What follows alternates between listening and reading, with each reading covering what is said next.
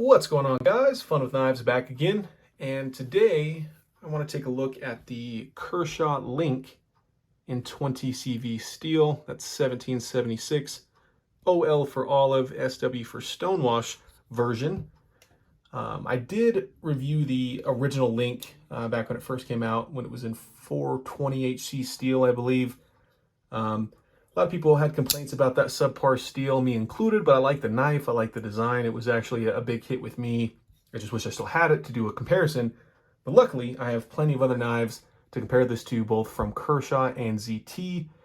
So since I've done a review basically on this knife before, we'll try to keep this fairly short. I really want to focus on the value that this knife offers and some of its direct neighbors in the Kershaw and ZT lineup and how they do or don't stack up. And if you're wondering if I recommend this knife, I 100% do. I won't make you watch till the end of the video for that. I think between the combination of materials used, the quality, the blade shape, grind, lock type, ease of use, all those things, this is probably the best knife Kershaw currently makes. It's certainly not my absolute favorite, but if I had to recommend one Kershaw right now, it would be this one. So that being said, let's get into some specs for those that want it. 7.6 inches overall in length. Your blade length is right at 3 1/4. Your handle length is around 4.4 inches. Your blade thickness is 0.11 inches. So fairly slicey blade with that kind of high flat saber grind up here. Handle thickness is 0.49 inches, right under a half. And the knife is 4.7 ounces. Your construction is CPM 20 CV steel, one of my favorites, and that awesome drop point design.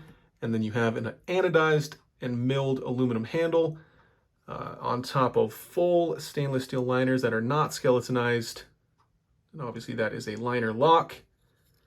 You have a two-way positionable pocket clip, left and right tip-up carry with that large lanyard hole in the back. So you guys know my preferences. This is right up my alley. USA-made Kershaw. I like their aluminum handled knives for whatever reason. Right in that mid-range for size, 3 1/4 inches. Deep carry clip. I mean, this has got a lot going for it on paper.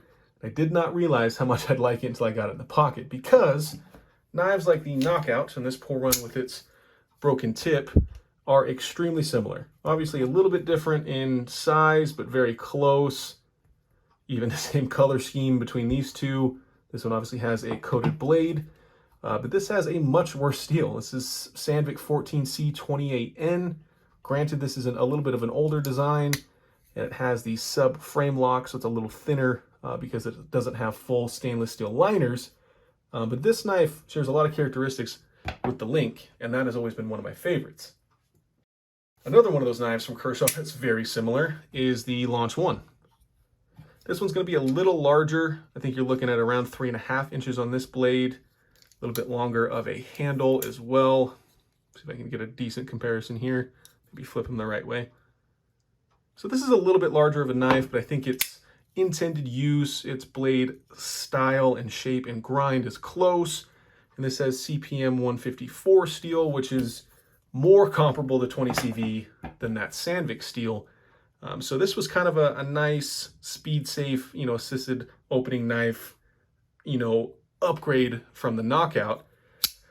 But its price point is really where it gets to me. This, when I bought it, I believe this was $85 or $90. Like everything else in the world, things have gone up.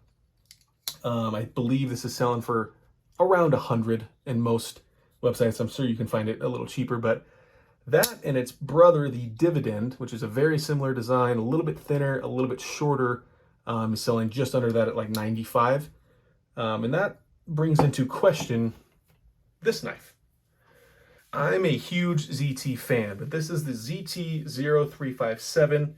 But this is a 3 1/4 inch blade with a 20 CV steel, but a G10 handle and a liner lock. But you got to be honest, that looks a lot like this Link. And these knives go for $170, even $180, which is nearly double the price of this Link.